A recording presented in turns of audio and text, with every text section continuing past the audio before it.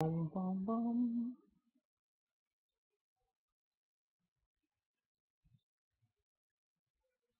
Good morning, everyone. It is Monday, May 14th, one day before Diablo 3 comes out. I am pretty interested in Diablo 3. I don't think I'm going to play it an incredible amount, or I don't know that I'll buy it right off the shelves the first day it comes out either, because I'm still addicted to League of Legends and I'm kind of got a one-track mind. I just kind of got to just keep doing the same thing that I do. Anyways, for this morning's wake-up rundown, we have something near and dear to my heart to talk about, namely item builds, and the fact is that other people may be building their champions in ways you don't like. But the point of today is commenting on other people's item builds is rarely beneficial. Rarely are they going to be like, oh, that's a good point, I think I should build something else. Now, there's an exception to this rule. If they actually haven't built up their items. For instance, if you see that they're on their way to making an Aegis and you already have one, then you can tell them, hey, I have an Aegis, maybe you want to build something else. That being said, having a double Aegis is oftentimes pretty beneficial because sometimes you'll get out of the 1200 range of the Aegis carrier, especially for instance if they are on your jungler. You still may want one on your support because your support should be staying in range of your AD carry, whereas your jungler may not be staying within range of them. But besides that, like I've had a lot of people complain about a number of my builds. I used to run Corki with Infinity Edge. Everyone got really mad at me for that. Now I run him with Trinity Force, and people get mad at me that I don't run Infinity Edge.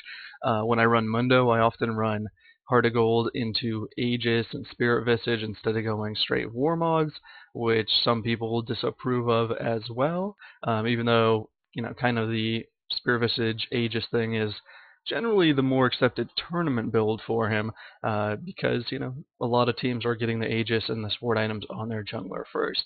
But when you get into a game, if someone builds something really awkward, if they build like a Rage Blade on their AP middle, for instance, or really no matter what they do, commenting on their build isn't going to make them play better. They're just going to be like, what?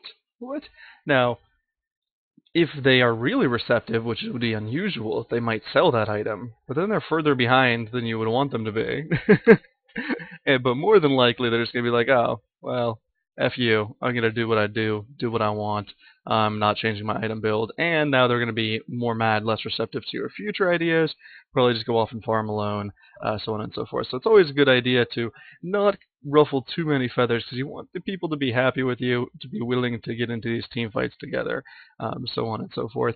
So that's kind of the lesson of Wake Up Rundown. Don't comment on other people's builds, even if you're losing. I mean, even if you're losing and if the build is suboptimal, most likely the build is not the reason you're losing. Generally, there's a couple of reasons you're losing, and most of the time it's positioning related. It's not actually item build related. Items can set you behind if you're not building optimally or even near optimally. But that being said, a lot of those things can be overcome if you have proper positioning in team fights. Whereas one of the easiest things to mess up is the positioning, is getting caught out. And if you really kind of bemoan your team, if you really get them on in a negative mind frame, then they're more and more likely to get caught out alone. So that's something to consider. Yeah, certainly you can tell people, hey, that's not a great item build. You can try to talk to them after the game, be like, oh, I don't really approve of your item build. Why do you decide to go with that? Because maybe they actually have a good reason for going that. I've had my Warwick build, kind of talked about, as well as my Mundo build where I go Aegis, and of course I go Aegis. I actually have a build for Udyr and Mundo that I don't always go, but I sometimes go, which is my like super support build, which is Aegis into Starks. And they're both not bad items. But the idea is, hey, if I'm going to be a bruiser that's just only peeling for my AD carry, I'm also going to get items that are going to benefit the AD carry, especially if they're behind. I want to bring the most to a team fight. And while aura items, just on their own, if you just calculate the gold amount for you, they're generally inefficient. Aegis, I think, is still efficient. When you add it to multiple people on your team, suddenly you're making more money for your team, and that's an important consideration to have, especially if you're down in a game. If you're down in a game, how do you make that comeback? How do you get yourself that extra gold that your team is lacking because you're down, 5,000 gold. Well, if you get like 2 items, if you get Aegis and Zeke's Herald now, you suddenly are kind of donating, 1,000 gold, more than 1,000 gold. I think it's like 750 from Aegis and probably around 800 from Zeke's Herald. You're like donating those to everyone on your team, and now not all those stats are going to be useful. Every stat for the Aegis is pretty helpful to most people on the team because they're defensive, besides the damage.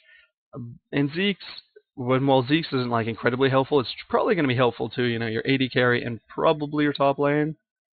So you're giving them like another 800 gold. So while you might be down in gold, suddenly the stats that your team have just narrowed the margin between what the other team has, provided they don't have an Aegis, provided they don't have a Zeke's Herald. So that is certainly something to consider. Even if the build seems suboptimal, you have to realize, oh, well, what does it do for me in a team fight? Another example of this is when I ran Warwick. A lot of people are like, oh my goodness, I can't believe you're not running, rushing Wit's End. And Wit's End is a great item. Now it's kind of a little bit less of a great item because it costs more, but it really helps out as ultimate. But one thing I found as playing Warwick is I can keep up to people, but the rest of my team can't keep up to people. Like, so if these fights go on, if they become chases, like suddenly I'm like chasing everyone down. A lot of times I'm getting a lot of kills, but the rest of my team is underfed, or or like I'm initiating and chasing someone down who is like clearly out of position, but the rest of my team can't catch up. Whereas I, with my ultimate and blood scent, I can keep up with them. In that case, I really like getting a Phage into a Frozen Mallet. So suddenly, not only can I hit this person, but other people are going to be able to hit them as well. And I think that's very, very important as the game goes on to have the ability to really help out your team. And one thing that really helps out your team is crowd control, whether that is from Red Buff or Frozen Mallet, so on and so forth. Especially as a Warwick, once you get past like the third Red Buff, you should be giving that to your AD carry. Now, granted, you can take it the whole game round, and I've seen that happen. But generally, you want your AD carry to have that because they're probably going to be attacking the fastest, so making that red buff proc the most, and they need the ability to kite the most. So that's kind of the concept there. Anyways, TLDR, don't complain about people's builds. Maybe they have something clever in mind, and if they don't, they probably don't want it to be called out anyway. All right, we're gonna get into some solo queue streaming.